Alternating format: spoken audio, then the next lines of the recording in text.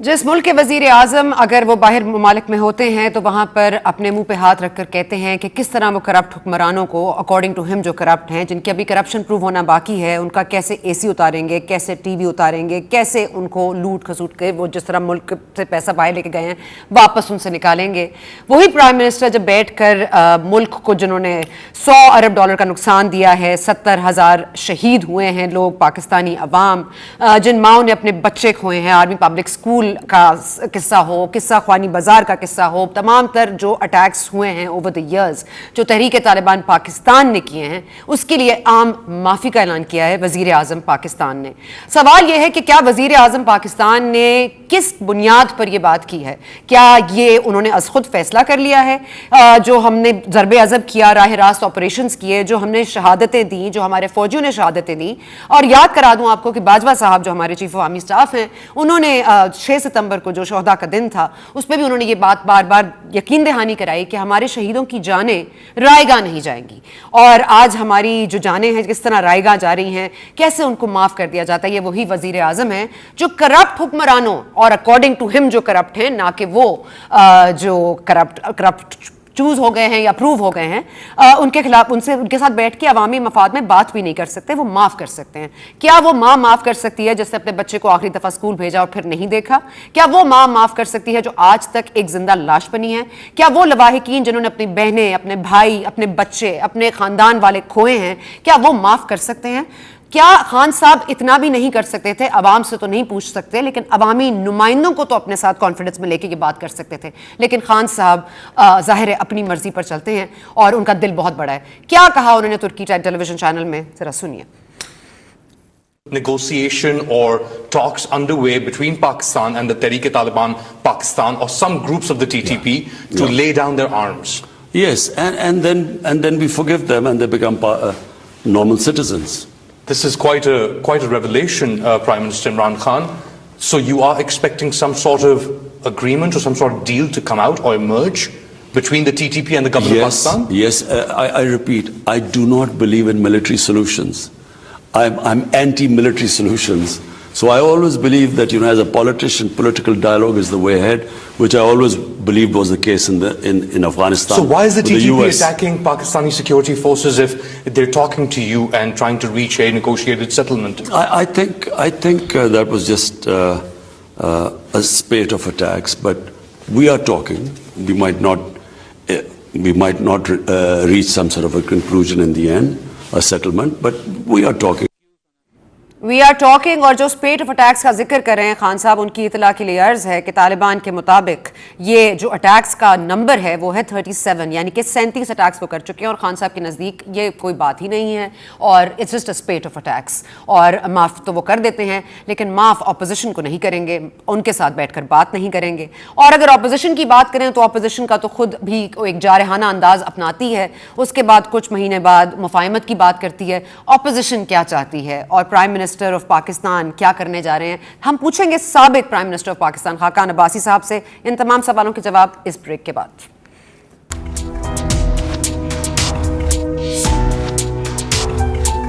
پہلی اکتوبر سے پیٹرول بڑھ رہا ہے، خان صاحب طالبان، تحریک طالبان پاکستان کو معاف کرنے کے لیے تیار ہیں اور اپوزیشن کے ساتھ مذاکرات نہیں کریں گے، بات نہیں کریں گے، عوامی مفاد میں کوئی بھی بات چیت ان کے لیے یہ آپشن کھلا نہیں ہے، کیونکہ جو کرپٹ ہیں ان سے بات نہیں ہو سکتی بقول ان کے، اور ابھی کرپشن پروو ہونا باقی ہے۔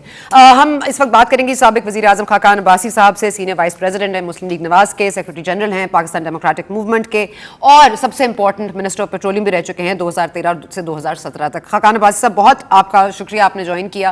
سب سے پہلے تو آج ترکی ٹیلی ویژن چینل کو جو عمران خان صاحب نے انٹرویو دیا ہے اس میں انہوں نے کہہ دیا ہے کہ آج تحریک طالبان پاکستان اپنے آرمز ڈراپ کر دیں اور کل وہ نارمل سٹیزنز ہوں گے۔ کیا معاف کر دینا اتنا ہی آسان ہے، اور کس بنیاد پر انہوں نے بات کی؟ آپ کو لگتا ہے ایک وزیر اعظم کو اس طرح کی بات کرنی چاہیے عوامی نمائندوں سے بات کیے بغیر، یا کم از کم مذاکرات کیے بغیر؟ نہیں، ایسی بات جو بھی ہو، یہ چیزیں پہلے کابینہ میں ڈسکس ہوتی ہیں، اور یہ اتنا بڑا ایشو ہے کہ اس کو آپ کو پارلیمنٹ میں لانا پڑے گا، تو یہ ٹی وی پر ایسی غیر ذمہ دارانہ بات کرنا بالکل ایک مناسب بات نہیں ہے۔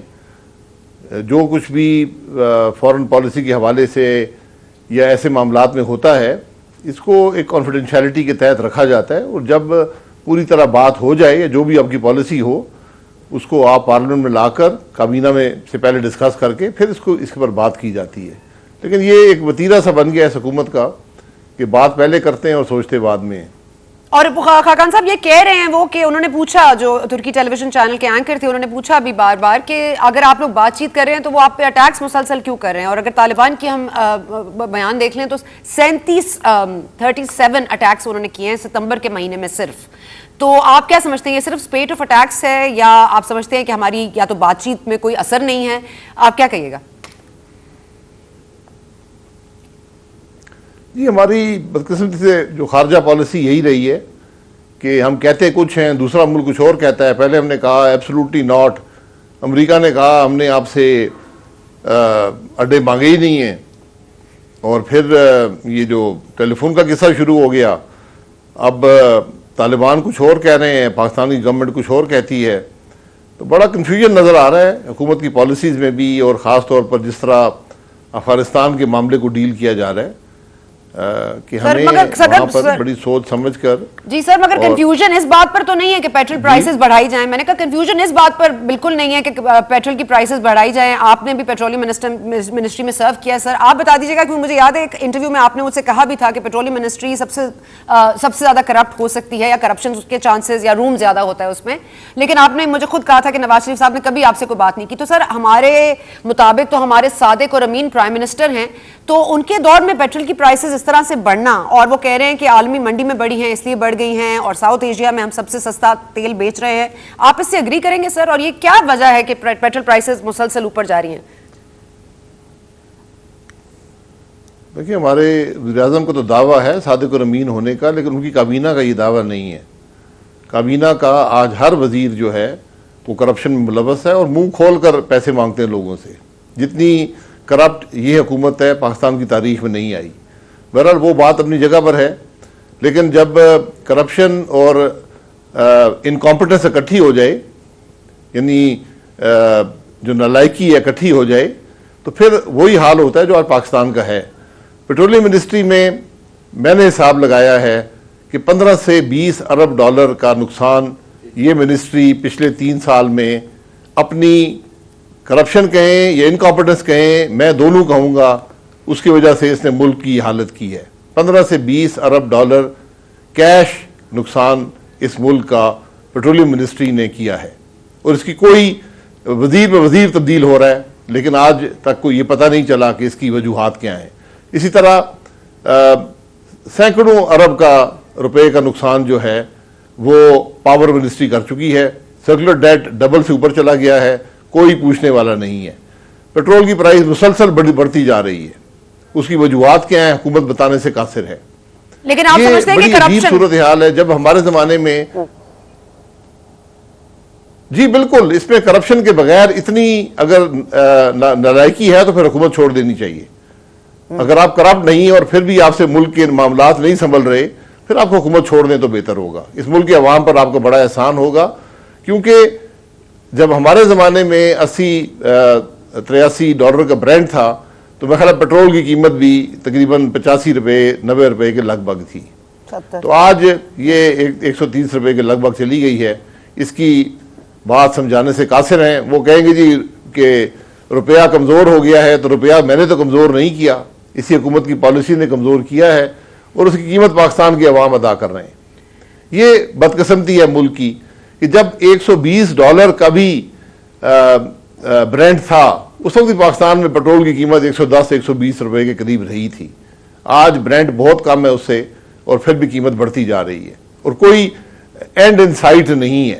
اور ابھی صرف بات یہاں پر نہیں ہے، ابھی تو انہوں نے 35 روپے فی لیٹر بجٹ کے اندر پیٹرولیم لیوی بھی رکھی ہوئی ہے، اور اس وقت پیٹرولیم لیوی جو ہے 500 روپے سے کم ہے. یعنی اگر یہ بجٹ کے مطابق کر رہے ہوتے تو آج پیٹرول جو ہے وہ 160 روپے سے کراس کر چکا ہوتا. اس کا مطلب یہ ہے کہ انہوں نے جو 600 ارب روپیہ بجٹ میں رکھا ہے اس کے لیے ان کو مزید قرضے لینے پڑیں گے، اور ان قرضوں کا بورڈ بھی پاکستان اور پاکستان کے عوام ہی ادا کریں گے. تو ہر طرف سے معیشت میں ہر طرف سے ناکامی ہی ناکامی ہے. لیکن شوکت ترین صاحب کہہ رہے ہیں کہ ہم مچھلی پکڑنا سکھا رہے ہیں, ہم مچھلی تو نہیں دے سکتے سب کو, تو مچھلی پکڑنا سکھا رہے ہیں, تو کیا آپ اس سے اتفاق کریں گے سر؟ مچھلی پکڑنا وہ سکھاتے ہیں جو خود مچھلی پکڑ سکتے ہیں. جن کو خود کچھ نہ آتا وہ دوسروں کو کیا سکھائیں گے؟ لیکن یہ جو آج بتائیں نا کہ بجٹ جو آپ نے ریونیو ٹارگٹ رکھے تھے کہ آپ پورے کر سکتے ہیں, اس وقت بھی 1 خرب روپے کا بجٹ میں جو ڈیفیسٹ بجٹڈ تھا اس کے علاوہ 1000 ارب کا نقصان نظر آ رہا ہے, کمی نظر آ رہی ہے, اور اس کا کوئی بتانے والا نہیں ہے, کوئی پوچھنے والا نہیں ہے. یہ عجیب سے حالات ہیں. اگر ملک میں کہتے ہیں جی کہ جو ریزروز ہیں وہ 27 ارب کراس کر گئے ہیں اور ڈالر جو ہے مزید مضبوط تر ہوتا جا رہا ہے. اور پھر کل میں اسمبلی میں موجود تھا تو شوکت ترین صاحب نے کہا جی کہ ہمارے تو بڑے بمپر کراپس ہو رہے ہیں, بڑی ویٹ کے اندر تو 27 ملین ٹن ہوا ہے, اور آج اخبار میں آیا کہ 5.5 لاکھ ٹن جو ہے وہ پاکستان گندم امپورٹ کر رہا ہے. ہمارے زمانے میں 24 ملین ٹن کی کراپ ہوئی تھی اور ہم نے میرا خیال ہے 1.5 یا 2 ملین ٹن ایکسپورٹ کیا تھا. عجیب سے حالات ہیں, کوئی سمجھ نہیں آتی کہ حکومت, میرا خیال ہے کبھی سچ بولنے کی توفیق اس حکومت کو نہیں ہوئی, یہی بد نصیبی ہے پاکستان کی. چلیں سچ آپ بول دیں, پھر اپوزیشن میں کیا معاملات چل رہے ہیں سر, کیونکہ یہ بات ہو رہی ہے. مریم صاحبہ نے بھی کل فرمایا کہ ہم اپنی طاقت کا اندازہ خود ہی نہیں لگا سکتے, یعنی کہ نون لیگ والے. تو کون اپنی طاقت کا اندازہ لگانے سے قاصر ہے سر آپ کی پارٹی میں؟ نہیں دیکھیں, جو کل مریم بی بی نے جو بات کی, میں تو وہاں موجود نہیں تھا, لیکن وہ ایک لمبی تقریر تھی 40 منٹ پر محیط, اس کے اندر سے ایک 30 سیکنڈ کا کلپ ہے. تو وہ ایک کانٹیکسٹ میں بات کر رہی تھی کہ ہمیں اپنی طاقت کا اندازہ ہونا چاہیے کہ ہم نے جو اصولوں پر سیاست کی ہے, آج عوام یہی سمجھتے ہیں کہ یہی پاکستان کے مسائل کا حل ہے, اور آج ہم واحد جماعت ہیں جو اصولوں پر سیاست کر رہی ہے.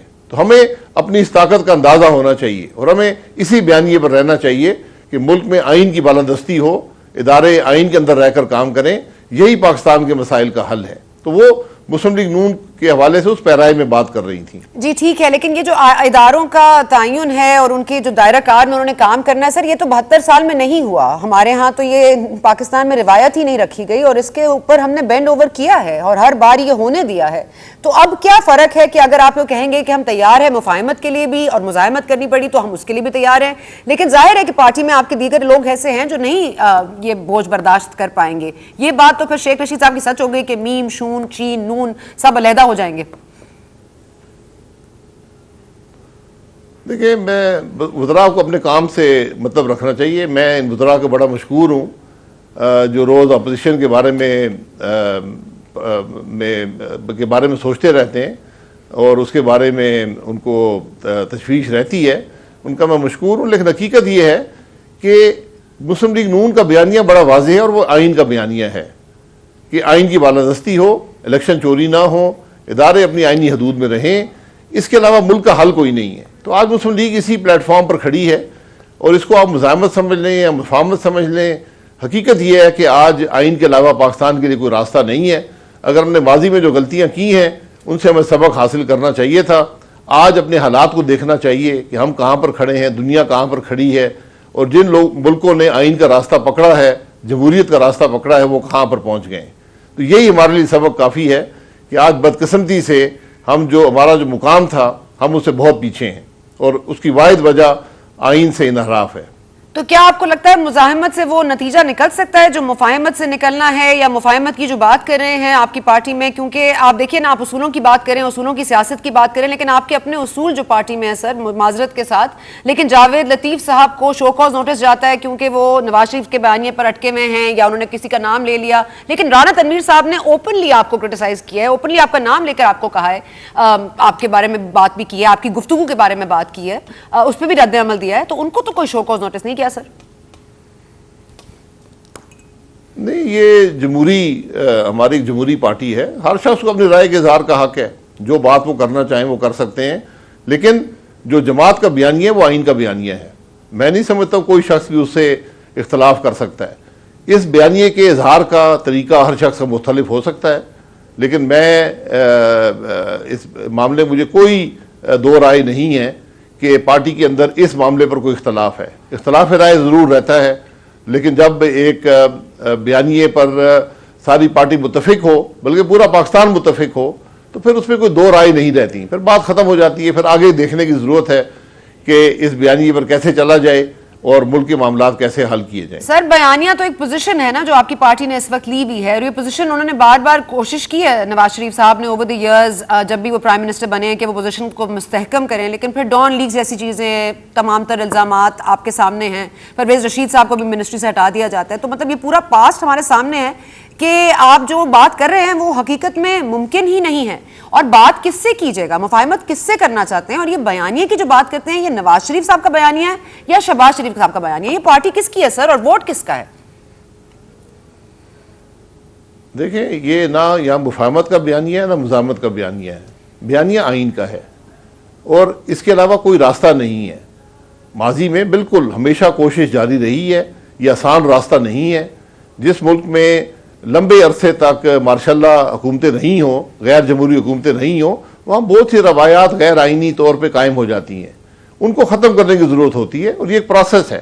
تو ہم یہی بات کر رہے ہیں کہ ہمیں اب اس بات کا احساس ہونا چاہیے کہ الیکشن کی چوری سے جو پاکستان کا نقصان ہوا ہے 2018 کے الیکشن کی چوری سے, اس کا اندازہ ملک نہیں لگا سکتا کہ آج 3 سال گزرنے کے بعد بھی ہماری معیشت کا ہر پیمانہ 2018 کی سطح سے کم ہے.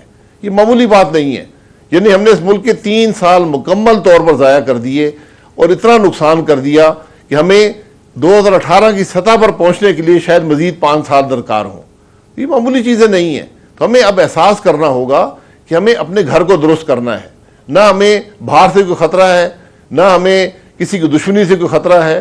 ہمیں تو اپنے ملک کے اندر آئین کا نفاذ کرنا ہوگا اور اسی سے ہمارے ملک کے مسائل حل ہوں گے اور عوام کو کی تکالیف جو ہیں وہ دور ہوں گی. سر مفاہمت کا راستہ ہی اصل راستہ ہے, اور یہ بات تو طے ہے کہ یہ مزاحمتی بیانات سے, اور آپ کے ہاں کلیئرٹی ہو یا نہ ہو, باقی جگہ تو کلیئرٹی ہے کہ کس سے بات کرنی ہے اور کس سے نہیں کرنی, کس سے مفاہمت کرنی ہے اور کس سے نہیں کرنی. سر کلیئرٹی تو دوسرے اینڈ پر ہے.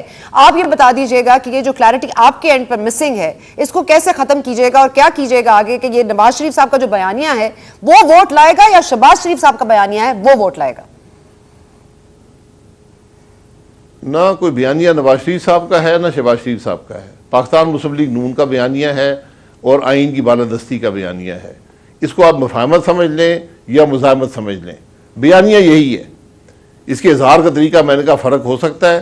اس کے علاوہ اگر کوئی راستہ ہے کسی کے پاس تو وہ بھی بتا دے, ہم سب اس راستے پر چلنے کو تیار ہیں. سر حالات کے ساتھ حالات کا مقابلہ کرنے کے لیے معذرت کے ساتھ خاقان صاحب, اگر حالات کے اگینسٹ جانا ہے, ٹائٹ کے اگینسٹ جانا ہے, تو پھر تو اپنی پوزیشن کو مستحکم بنانا ہے نا. یہ پوزیشن اس طرح تو نہیں ایویڈ ہو سکتی کہ کبھی مفاہمت کر لی کبھی مزاحمت کی بات کر لی, ہم دونوں چیزوں کے لیے تیار ہیں. یہ کنفیوژن تو آپ کے اینڈ پہ, آپ کلیئر کر دیجئے, ہم اسی بیانیے پر آپ کو سمجھ لیں گے کہ آپ ہیں اس پر اور آپ قائم رہیں گے اس پر.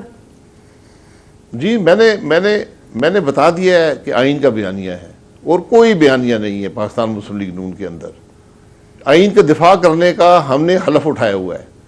اگر آئین کے علاوہ ملک کے معاملات حل کرنے کو راستہ ہے تو میں وہ سننے کو تیار ہوں.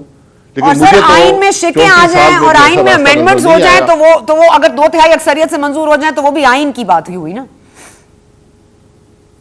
جی بالکل آپ جو امینڈمنٹ کرنا چاہتے ہیں وہ لے آئیں, اس پر بات کر لیتے ہیں. لیکن ایک دفعہ جب آئین کا راستہ متعین ہو جائے, جب آئین کے اندر باتیں لکھ دی جائیں, پھر وہ ملک کا سب سے بڑا قانون ہوتا ہے. ملک کا ہر قانون وہی سے فلو کرتا ہے. تو جو ملک آئین پر نہیں چل سکتا وہ کبھی ترقی نہیں کر سکتا. سر آئین توڑنے والے تو ملک سے باہر ہیں نا. آئین توڑ ہم اس کو سمجھیں گے بہتر ہوگا. آئین تو توڑنے والے باہر چلے جاتے ہیں نا سر یہاں پہ, اور جو آئین کی پاسداری کرنا چاہتے ہیں وہ باہر سے بیٹھ کر گفتگو کرتے ہیں جیسے نواز شریف صاحب کرتے ہیں. تو یہ ایک بہت سٹارک ڈفرنس ہے آئین اور غیر آئینی میں. جہاں سے بھی گفتگو کریں بات تو آئین کی کر رہے ہیں نا. تو جب تک ہم یہ بات سمجھیں گے نہیں ہمارا ملک آگے ترقی نہیں کرے گا. جس نے آئین توڑا ہے اس نے ملک کا نقصان ہی کیا ہے, جس نے آئین کو مروڑا ہے اس نے ملک کا نقصان ہی کیا ہے. تو آج ایک بات پورے پاکستان نے قبول کر لی ہے کہ اگر ہم آئین کے راستے پر نہیں چلیں گے تو اس ملک کی تکالیف میں اضافہ نہیں ہوگا, میں کمی نہیں ہوگی, اضافہ ہی ہوتا جائے گا. آپ کے سامنے بنگلہ دیش ہے, اس سال 50 سال پورے کرے گا. جب وہ 50 سال پہلے ان کے کیا حالات تھے, ہمارے اور ان کے اندر کیا فرق رہا, فرق صرف یہ رہا کہ انہوں نے آئین کا راستہ اپنایا اور ترقی کی ہے. ہمیں اس بات کو سمجھنے کی ضرورت ہے.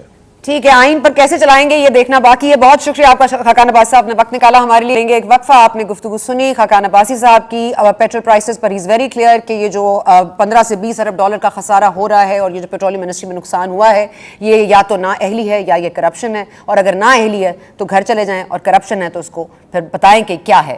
یہاں پہ لیتے ہیں وقفہ. وقفے کے بعد آئیں گے تو ہم بات کریں گے پنجاب میں ہونے والے جو حالات ہیں, جو پرائسز مہنگی ہو رہی ہیں, یہ ایکچولی میں جو وہاں پہ پارلیمنٹیرینز ہیں یا جو وہاں پر جو کانسٹیٹیوئنسیز میں لوگ جاتے ہیں وہ کس طرح اپنے لوگوں کو فیس کریں گے, کیسے ووٹ مانگیں گے, اس پر بریک کے بعد.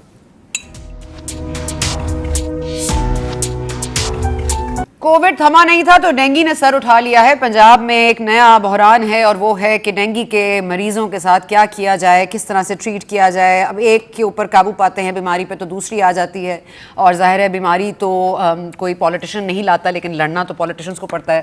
سن رہے ہیں کہ شہباز شریف صاحب کو بڑا یاد کر رہے ہیں عوام, لیکن عوام ایکچولی میں کیسے فیل کر رہے ہیں پنجاب میں بات کریں گے. جی ہمارے ساتھ موجود ہیں حسن مرتضیٰ صاحب ہیں, پارلیمانی لیڈر ہیں پاکستان پیپلز پارٹی کے. بہت شکریہ آپ کو جوائن کیا سر ہمیں. اور ندیم قریشی صاحب نے ہمیں جوائن کیا پاکستان تحریک انصاف سے. حسن صاحب, پیٹرول پرائسز ایک بار پھر سر اٹھا رہی ہیں. اکتوبر کے مہینے سے 4 روپے مزید اضافہ, اور ساؤتھ ایشیا میں ہم سب سے کم ہیں, ہم اسی پر نازاں ہیں. آپ کیا فرمائیے گا کہ یہ عوام کے اوپر جو پیٹرول بم پھینکا گیا ہے یہ ہمارے یا آپ کے اعمال ہیں سامنے جو آ رہے ہیں, یا خسارہ جو پاکستان پیپلز پارٹی کی حکومت دے رہی ہے یا دیا ہے پاکستان تحریک انصاف کو ورثے میں؟ بہت شکریہ جی. دیکھیں, جہاں تک تعلق ہے اعمال کا تو میرے خیال میں ہمارے اعمال جو ہیں وہ کافیوں سے بہتر ہیں. اعمال کو تو ذمہ دار نہیں ٹھہرانا چاہیے, اور تحریک انصاف کا جو طرز حکومت ہے وہ کوئی آج اکتوبر سے نہیں, وہ 2018 سے ہی ان کا ایسے ہے, بلکہ اس سے پہلے جب وہ کنٹینر پہ تھے اس وقت بھی ایسے ہی تھا.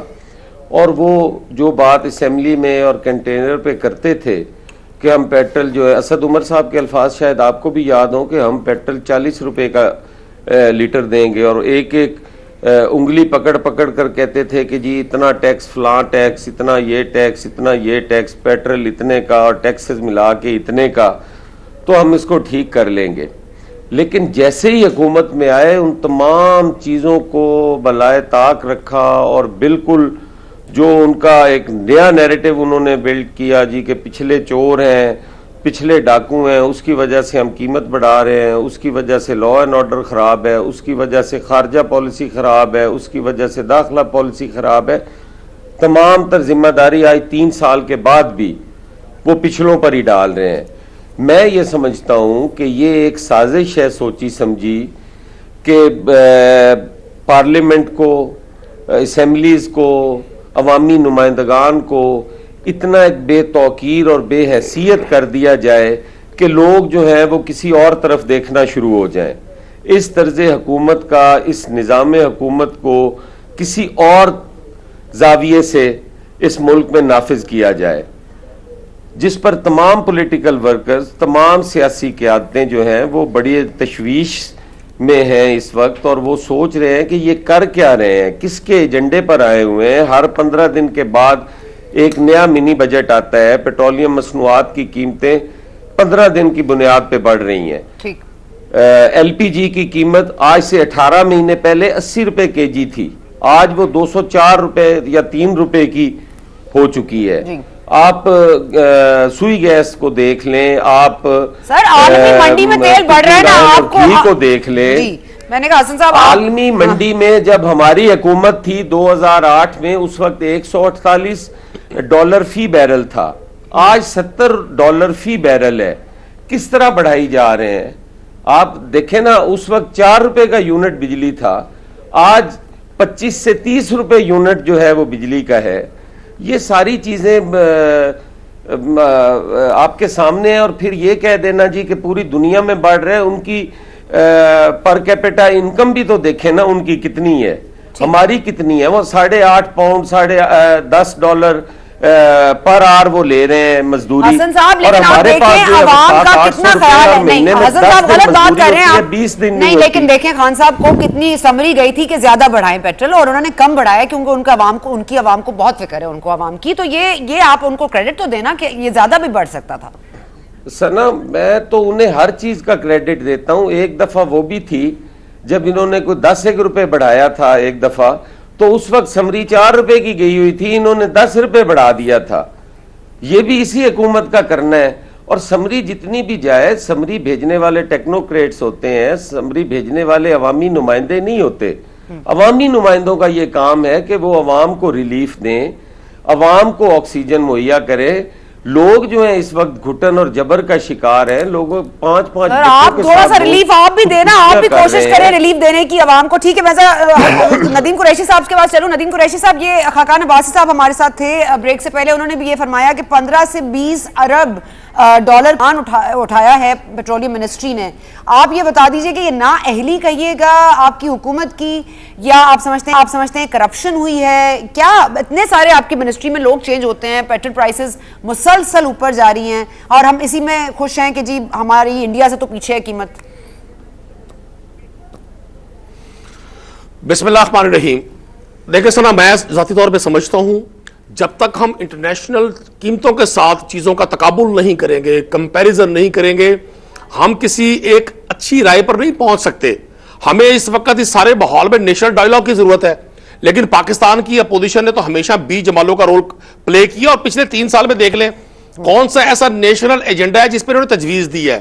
شاہد خاقان صاحب نے جو اربوں ڈالر کی بات کی, یہ اربوں سے بڑے متاثر ہیں, وہ عرب الف سے ہوں یا عین سے ہوں, ان کے ذہن پر عرب سوار رہتے ہیں. انہوں نے اپنے ادوار میں بھی اربوں کے ٹیکے پاکستان کو لگائے, اور کسی ایک عرب تو کیا کسی 1 لاکھ روپے کا جواب انہوں نے نہیں دیا. دیکھیں, میں آپ کو ایک سمجھتا ہوں, حکومتی بینچوں سے اس وقت اس مہنگائی کو بیٹھ کر ڈیفینڈ کرنا آسان نہیں ہے. میں جہاں بھی جاتا ہوں, میں خود مڈل کلاس کو ریپرزینٹ کر رہا ہوں, میں خود اس مہنگائی کا وکٹم ہوں. لیکن آپ کسی اپنے ٹریڈر ہے اور جو امپورٹ سے منسلک لوگ ہیں, ان کو اپنے پروگرام کا حصہ بنائیں. آپ کے پروگرام کے بڑے ویورز ہیں, آپ پاکستان کا ایک بہت بڑا نام ہے میڈیا کی دنیا میں. آپ صرف ان سے یہ پوچھیں, شپ چارجز, فریٹ چارجز, جو کرایہ کہتے ہیں دبئی سے کراچی پہنچنے کا, ایک کنٹینر کا آج سے 4 سال پہلے کیا تھا, آج کیا ہے. آپ انٹرنیشنل مارکیٹ میں چینی کی قیمت, آپ گندم کی قیمت, پیٹرولیم مصنوعات کی قیمتیں اور کیمیکلز کی قیمتیں, یہ ابھی میرے بھائی حسن مرتضیٰ صاحب جو بڑے معاشی فلاسفر بنے ہوئے تھے, یہ اس ملک میں کوئی 10,000 فیکٹریاں چھوڑ کر گئے تھے پروڈکشن کی. ایک کیمیکل وہ انسانی ادویات میں استعمال ہوتا ہو, وہ پیسٹی سائیڈز میں ایگریکلچر پروڈکٹ میں استعمال ہوتا ہو, وہ ویٹرنری سائنسز میں استعمال ہوتا ہو, ویٹرنری میڈیسن میں, وہ پاکستان میں نہیں بنتا. پاکستان 16 ارب روپے کی ایڈیبل آئل کی مارکیٹ ہے جو امپورٹ ہوتا ہے پاکستان میں. آپ انڈونیشیا اور ملیشیا جو بڑے ملک ہیں جو دنیا میں سب سے زیادہ ان کی پروڈکشن ہے ایڈیبل آئل کی, آپ وہاں کے ریٹس لیں. مجھے پتا ہے میرا سننے والا میری ان باتوں سے خوش نہیں ہوگا, لیکن بلی کو دیکھ کر کبوتر اگر آنکھیں بند کر لے گا تو یہ اس کی اپنی خوش فہمی ہے.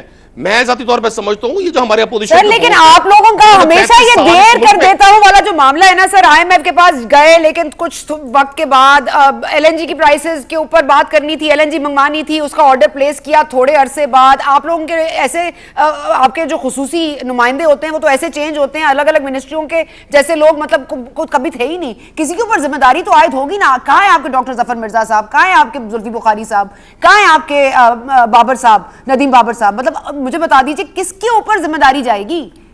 کسی پر تو ڈال لیں گے نا ہم. سنا یہ جتنے ڈیسیجنز ہیں یہ سارے پاکستانی قوم کی بہتری میں. کوئی دنیا میں جو لیکن یہ ڈیسیجنز قوم کی بہتری کر نہیں رہے نا, مسئلہ یہ ہے. آپ اچھا میری طرف سن لیں, دنیا میں جتنے لوگ لیڈ کر رہے ہیں, جتنے انسٹیٹیوشن لیڈ کر رہے ہیں, جتنے ملک لیڈ کر رہے ہیں, وہاں ادارے مضبوط ہوئے. افراد کی اہمیت اداروں سے ہوتی ہے. اگر میں کسی ادارے میں کام کر رہا ہوں اور گورنمنٹ سمجھ رہی ہے کہ میری پرفارمنس بہتر نہیں ہے اور مجھے اگر ریپلیس کیا جا رہا ہے, یہ کوئی معیوب بات نہیں ہے. میں اب ہر شخص سے سوال کرتا ہوں, میں نے آپ کو پہلے کہا ہے کہ بڑا مشکل دور ہے, لیکن چونکہ ہم ایک نیک نیت شخص کے ساتھ کھڑے ہوئے ہیں, میں جس شخص کی قیادت میں کام کر رہا ہوں مجھے معلوم ہے اس کا کوئی ویسٹرن انٹرسٹ نہیں ہے. عمران خان نے کوئی ایون فیلڈز کے ساتھ والے فلیٹس نہیں لے لیے ہیں, نہ سرے محل کے سامنے والی پراپرٹی پرچیز کر لی ہے. 22 کروڑ لوگوں کے اس ملک کو 1600 دن میں ٹھیک کرنا, جہاں 40 سال پلان کر کے سسٹم کے DNA کو کرپٹ کیا گیا ہو, جہاں پٹواری سے لے کے چیف سیکرٹری تک کو یہ ٹارگٹ ملتا ہو ماضی میں. مرتضیٰ صاحب یہ ساری چیزیں آپ نے ان کا جواب دینا ہے. حسن صاحب میں وقفہ لینے جا رہی ہوں, وقفہ لے کر واپس آتا ہوں. ندیم قریشی صاحب کی بات کمپلیٹ ہو دیتے ہیں. حسن صاحب اس وقفے کے بعد تھوڑا سا چھوٹا سا وقفہ لیتے ہیں.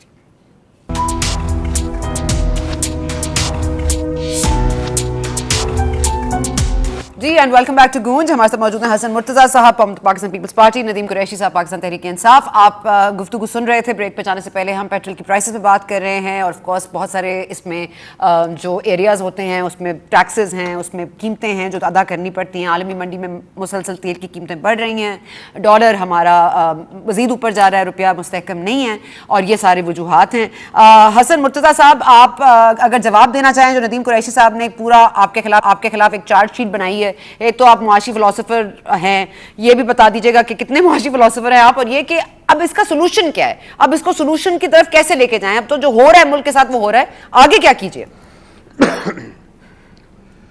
دیکھیں سنا, جو اسمبلی کے اندر میرے پسندیدہ لوگ یا جو اچھے شریف آدمی, خاندانی لوگ, اچھی گفتگو کرنے والے لوگ ہیں, ان میں قریشی صاحب کا شمار ہوتا ہے اور میں کرتا ہوں, اور ہمیشہ ایک بڑی نیاز مندی کا رشتہ ہے ان سے. میں چونکہ ایک عام آدمی ہوں, غریب آدمی ہوں, ٹاٹوں والے اسکولوں سے آیا ہوں, میری اردو بھی کوئی اتنی بہتر نہیں ہے کہ میں کوئی ایسی الفاظی, میں تو بات بھی پنجابی میں کرتا ہوں. انہوں نے مجھے فلاسفر کہا, میرے لیے یہی بڑا اعزاز ہے کہ میں فلاسفر ہوں اور میرے سیاسی مخالف مجھے فلاسفر سمجھتے ہیں, تو میرے لیے یہ بہت بڑے اعزاز کی بات ہے. جہاں تک تعلق ہے, میرے بھائی ابھی بتا رہے تھے ساری باتیں جو کر رہے تھے, وہ میں کہتا ہوں کہ پوری دنیا میں مہنگائی کا طوفان آیا ہوگا, سونامی آئی ہوگی, ساری چیزیں آئی ہوگی. مجھے صرف اس چیز کا جواب چاہیے, جب یہ کنٹینر پہ کھڑے ہو کے بل جلاتے تھے اس وقت کیا ریٹ تھا بجلی کا؟ جب یہ سول نافرمانی کی تحریک کا آغاز کرنے کی بات کرتے تھے اس وقت پیٹرول کا کیا ریٹ تھا؟ جس وقت یہ سب کو چور اور ڈاکو اور پارلیمنٹ کو بے توقیر اور ان کو ربڑ سٹیمپ کہتے ہوتے تھے, اس وقت ڈالر کا کیا ریٹ تھا اس ملک کے اندر؟ جس وقت یہ بات کرتے تھے لا اینڈ آرڈر کی اور ساری صورتحال کی, اور کہتے تھے جی کہ طالبان کو یہاں دفتر بنانے دیے جائیں اور یہاں پہ یہ کر دیا جائے, آگے کیا کریں, اب کیا کریں؟ آپ بھی تو ان کی کوئی مدد نہیں کر رہے. میری عرض سن لینا جی,